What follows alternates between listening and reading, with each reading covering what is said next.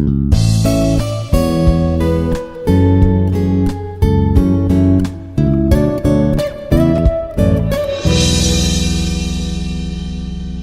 very good afternoon to all the students.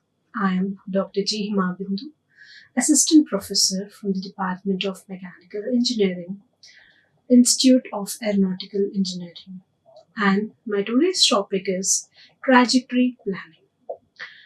We will be studying about what is a trajectory planning, what is its use, what is its application, and how is it varying from the motion analysis. What is the difference between the motion analysis and trajectory planning? Right? All that we will be dealing in today's class.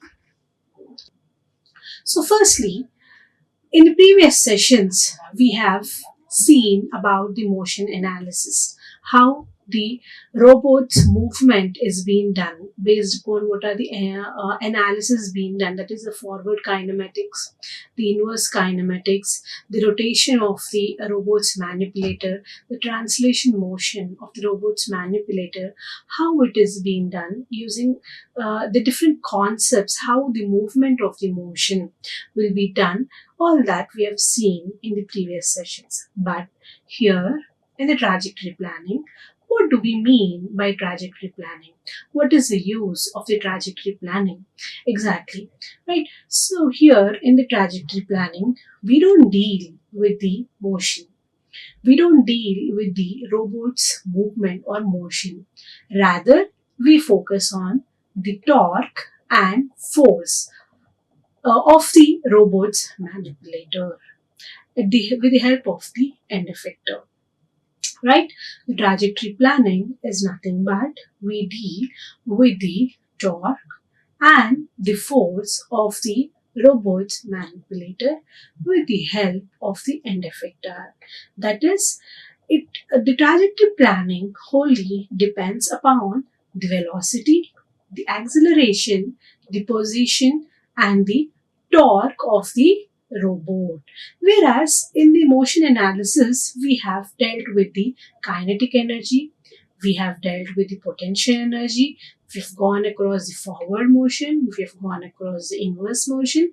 So all that comes under the analysis of the motion. Whereas in the trajectory planning, it is the way the robot's movement is being done from point A, that is the initial position, to the point B, that is the final position, by applying the amount of force, by applying the amount of torque, by the position of the robot manipulator, and at how much acceleration it is being moving from one point to the other point. So generally, the path and the trajectory planning means the way the robot is moving from one location to another location in a fully controlled manner. That is, a robot has to be under its control when it is moving from one point to the other point. That is, from initial destination to the final destination. When a robot is moving from one point to the other, it should be under its control manner, where the path as well as the trajectory planning is already being done. So the sequence of the movement, whatever is undergone for the controlled manner of the robot between the motion segment and between the straight line motion or the sequential motion, this all depends upon the planning that is called the trajectory planning. So here, in order to find out at what direction, in what way, is it in a point direction or is it in a free flow direction, where we get some particular type of the obstacles. So how a robot is overcoming all these circumstances and reaching its end position. So this generally requires the use of both kinematic as well as dynamics of the robot. So in order to find any particular trajectory planning, we need to go for both kinematics and dynamic of the robot. So here in the figure you can see right? So initially we need to plan, we need to do a trajectory planning to any particular robot system, and that plan is being sent to the motion control system of the robot, right? Generally a trajectory plan is already being planned, that is the task is already being planned, and that algorithm is being given to the motion control system, and then the robot will be acting accordingly, right? So here, when some motion control is being accumulated on the robot, there is some amount of torque being developed, right? There is some amount of the torque being developed. When is the torque being developed? When there's any particular type of rotation motion, right? When there's any particular type of the rotation motion of the manipulator, in that particular constraint, there is some amount of the torque being generated to the robot. So initially, there will be a trajectory planning system being done to the robot, where this particular algorithm program will be inserted in the motion control system of the robot, and accordingly the robot will be acting. That is, it will imply some amount of torque, and gradually this robot will give some position, it will generate some velocity, and it will accelerate some movement of the motion which is being done. So here what is happening? Simultaneously, the position, the velocity, as well as the acceleration is being constrained in the reverse direction to the motion and control system. That is, initially from the trajectory planning system, there is some amount of the programming being developed, it's algorithm program being developed, and this particular algorithm programming is being given to the motion control system, where the robot acts accordingly, and it is sent back to the motion in the form of position, velocity and acceleration, where there is some amount of torque being generated in the robot system. So this is how the trajectory planning is being done for any particular robot, right? So here, what is happening? What do we mean by the path function? What is the main difference between a path function or a trajectory function? Right? What is the difference between the path planning and a trajectory planning? Here, generally, in the trajectory path planning, there will be some given paths, right? This is A, B, C, D, and E, right? The movement of the robo will be based on this particular constraint, that is based upon the path from point A to point B, from point B to point C, from C to D and D to E.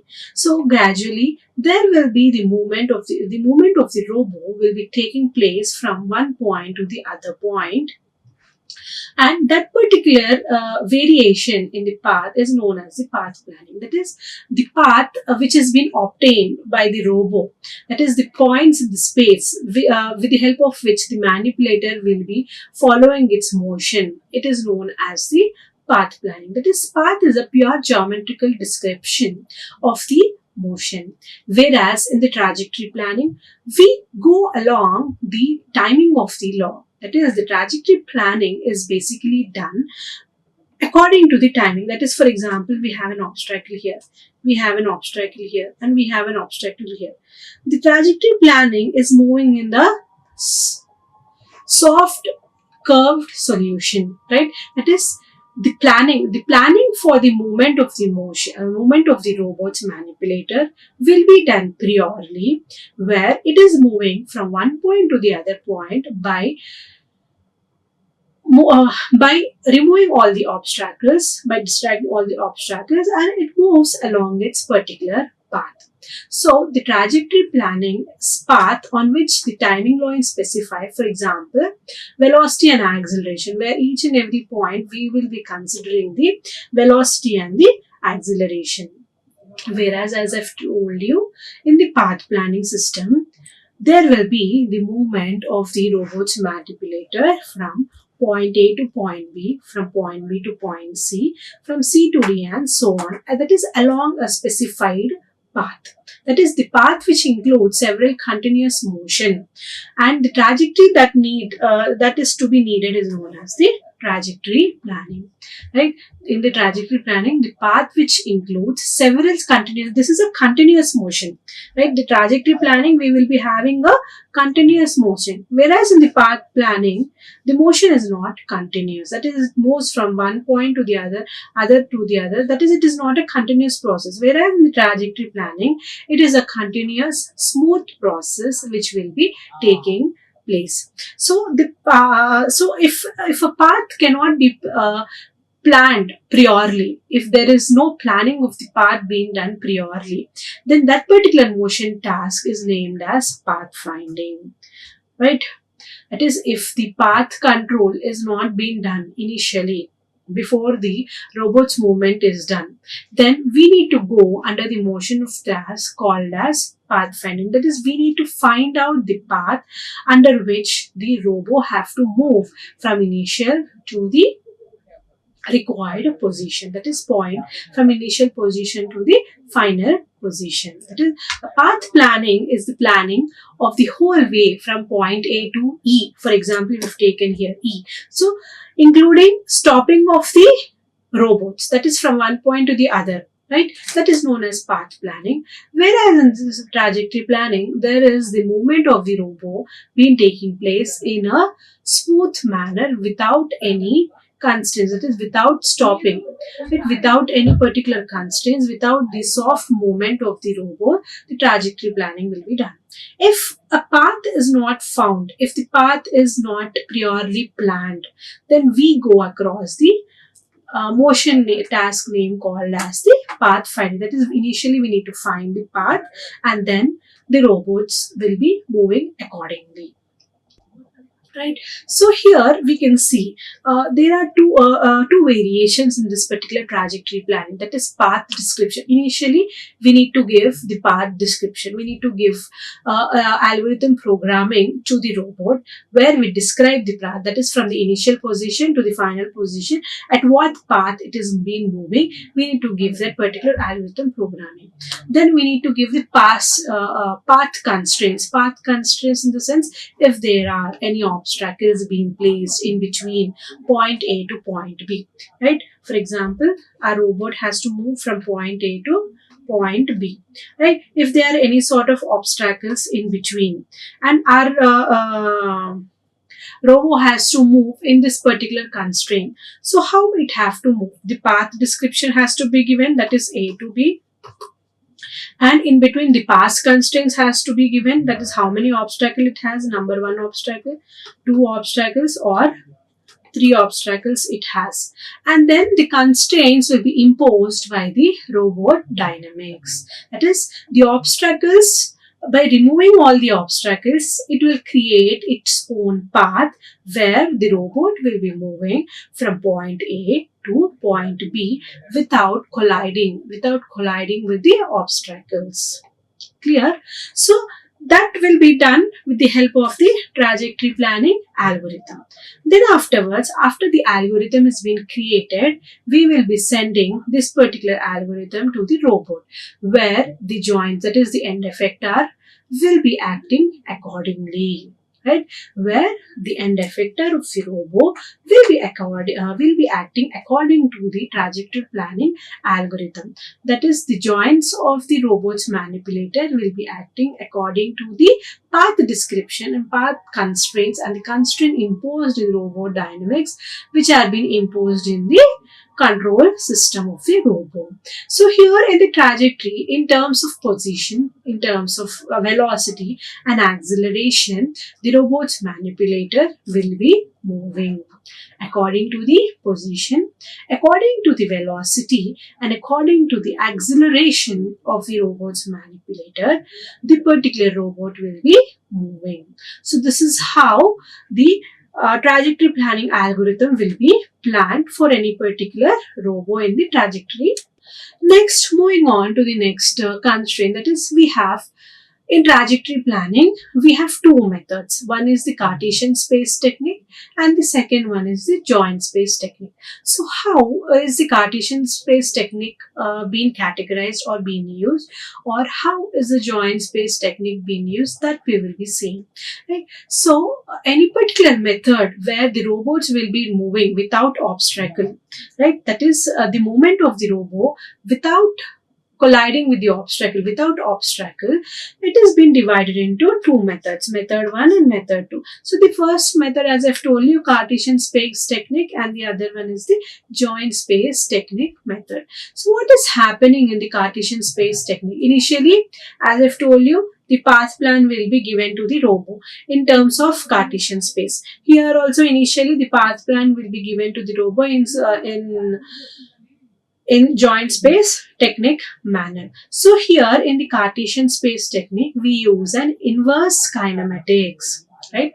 In the Cartesian space technique, the sort of mechanism which we are using is a inverse kinematic techniques for finding out the corresponding path for the joints of the joint space. That is, in order to find out any particular sort of obstacles being placed in between the path, that is from location A to the location B, or from the initial position to the final destination position, whatever is the corresponding path to be found will be done with the help of the inverse kinematic mechanism. Right, where the corresponding path for its joints will be under the joint space technique.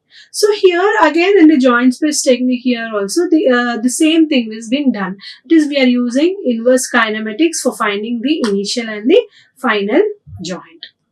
Right, in order to find out the initial position and in order to find out the final position, we will be going across the inverse kinematics. Inverse kinematics means first we will come across position and then we will be coming across the angles theta or links across the links. That is the inverse kinematics.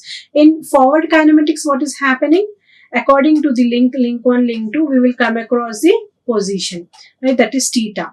But in inverse kinematics, what is happening? With the help of the position, we come across links L1 and L2, right? In the same way here in trajectory planning also, we will come across the inverse kinematics, where first initially the position is being determined, followed by the path function. That is, we will be finding out whether there are any obstacles in between the initial and the final position. So if there are any obstacles, initially we need to plan our, right? That is, we need to plan our path. So that is happening in the joint space technique also. That is, we need to plan a path in the joint space. So these are the two different types of the methods which we are using in the trajectory planning.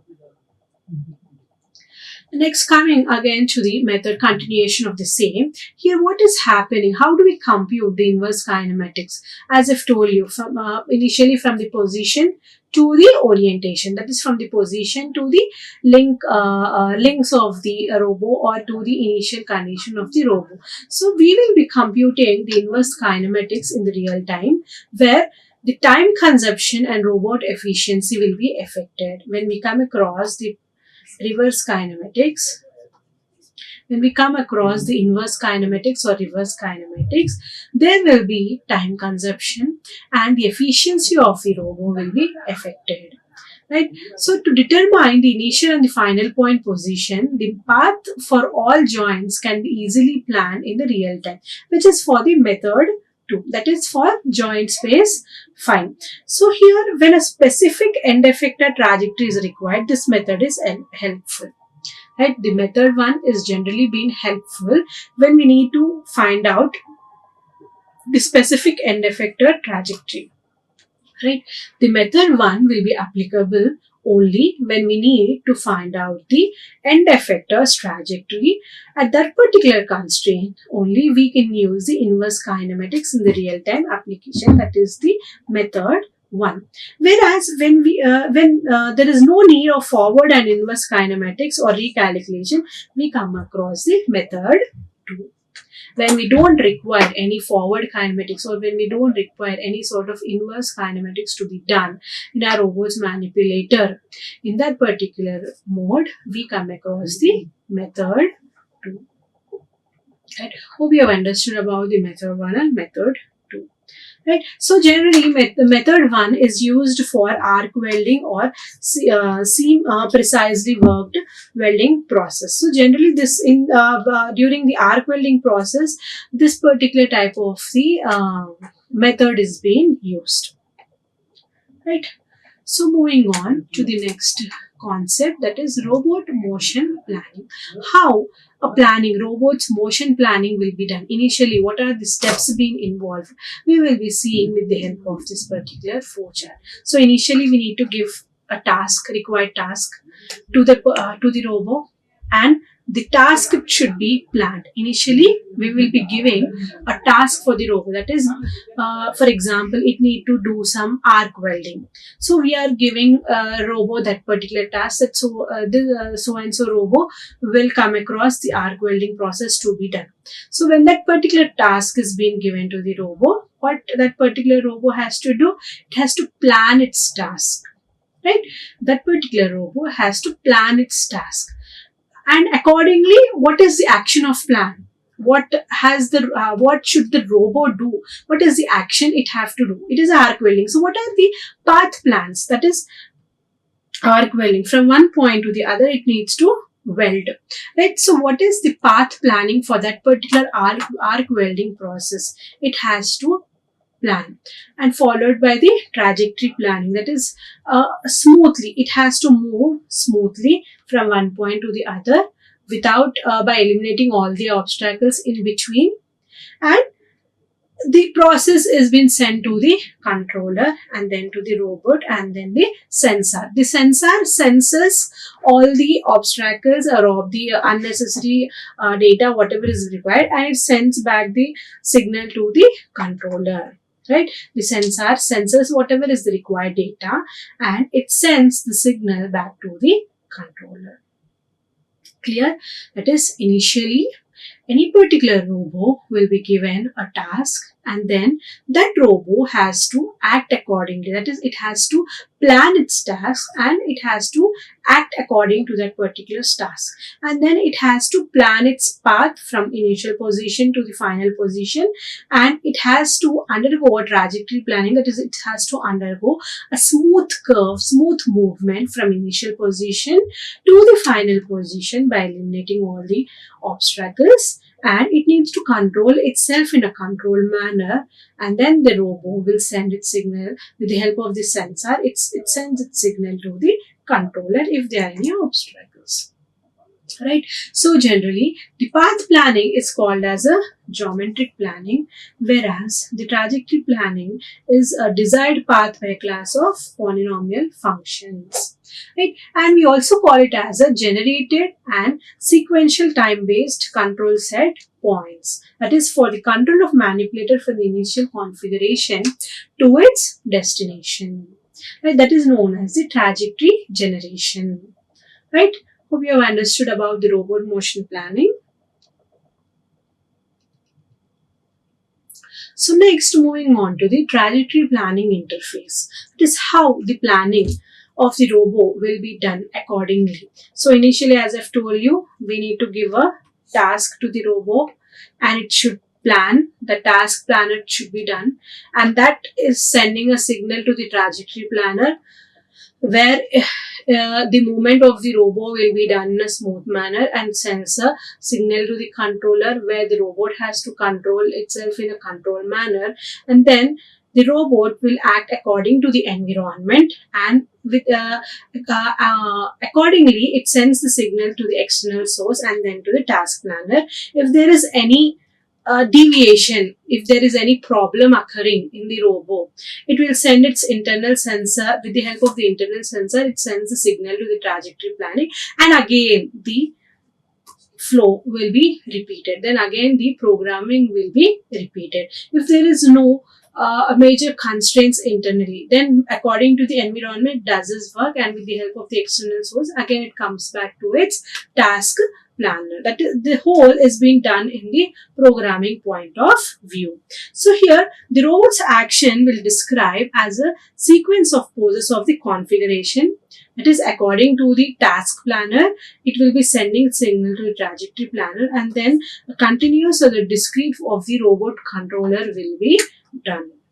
It is with reference to its profile, with reference to its values, whether it is undergoing a continuous process or it is undergoing a discrete process. The robot controller will come across and it will send its signal to the robot, and accordingly it will be acting.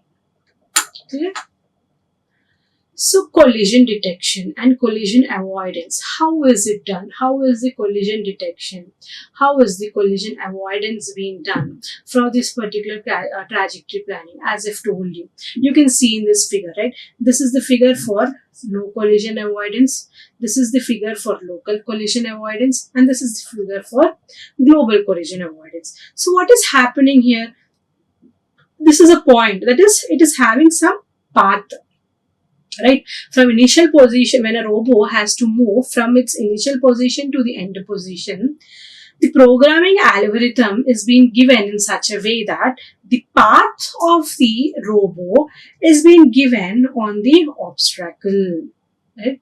The path of the robot is being given on the obstacle. That is, the collision detection is the most important factor of the path planning, right? The collision detection is one of the most important factor for the planning of the path. So without any particular automatic collision avoidance, the robot the robot work cell must be engineered to be collision free. Right? That is, we need to design a robot where it will automatically detect the collision and it will automatically generate a program and it will be working accordingly. That is, it should be collision free. So this can be done by a human programmer. Right? This particular collision free environment can be done by a program, that is by a human programmer. So here what is happening? No collision avoidance. We cannot avoid the collision because the path itself is being given on the obstacle. The programming itself is being given on the obstacle. So when the robot is moving from initial position to the end point, it will come across the obstacle. That is, it is hitting the obstacle and it is moving. Right. The second one is local collision. Local collision means the path is being given by distracting the point. By distracting the point, though it is touching the obstacle, but again it is getting distracted and again it is moving to the end point. Right? It is getting distracted and again it is moving to the end point. So that is known as the local collision avoidance. That is, this is again called as a path planning. Whereas when you come across the global collision, here what is happening? We are purely categorizing, we are purely writing a program where we are finding out the obstacle and we are giving a programming from the initial to the end point where we are detecting the collision and accordingly we are giving. So there is a smooth movement of the robot. Right? There is a smooth movement of the robot from the initial point to the end point without touching the obstacle. Right? The movement of the robot is being moved from one position to the other without touching the robot in a smooth manner. So that particular type of the motion is called as global collision avoidance motion. That is, generally the local collision is being detected.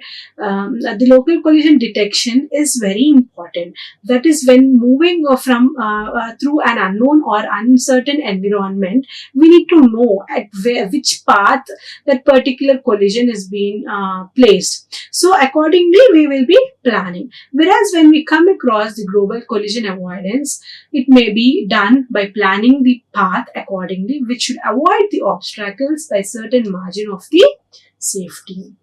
So generally the path planning or the trajectory planning should be done priorly before the movement of the robot is to be done.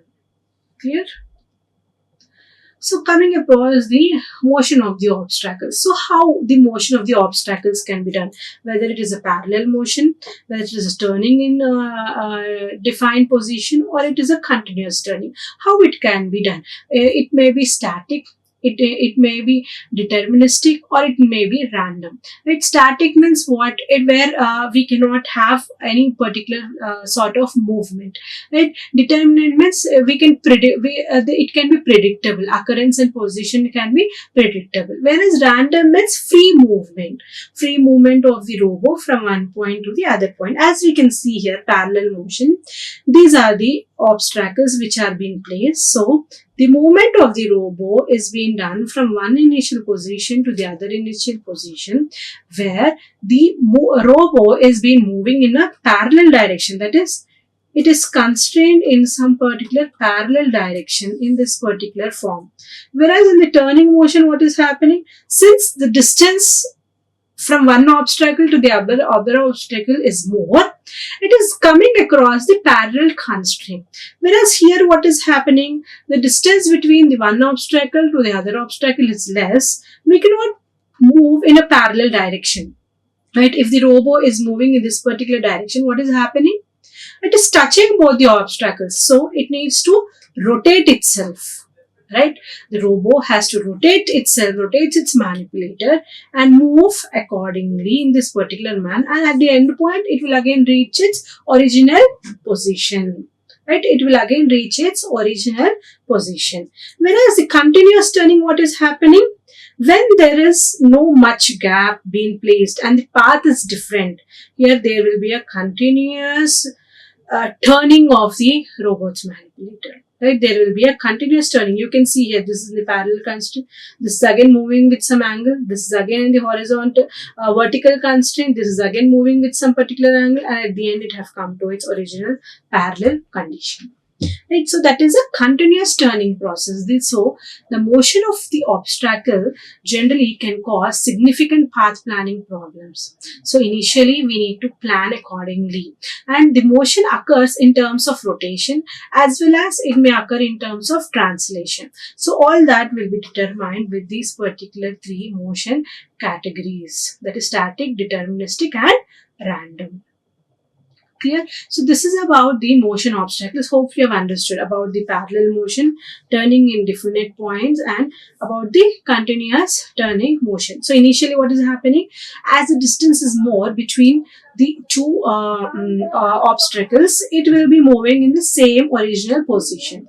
As the obstacle is being moving closer, as there is no much difference, when the robot manipulator has to move from one position to other, it needs to translate it, right, from parallel to the vertical position. Whereas further it is moving and it has no space, it needs to undergo a continuous turning to reach its end position, but this also again will be in a smooth direction rather than a path function direction, rather than this particular direction. Clear? So this is all about the today's class, that is trajectory planning. Hope you have understood about the trajectory planning, what is the use of the trajectory planning, and how it is avoiding these obstacles, and how it is moving forward from one position to the other position, and what are the various methods which have been undergone in this particular trajectory planning, and how the trajectory planning flowchart is being described, and what are the various categories under which the motion obstacles is being done. All that we have seen in today's class, and in next class we will be discussing about the path planning, how the path planning will become. Today's class we have discussed about the trajectory planning, and in the next class we will be discussing about the path planning, how the path planning will be done, what is the use of that, what are the applications. Right? Thank you. Signing off for today, Dr. G. HimaBindhu. Like, share and subscribe. Hit the bell icon for more updates.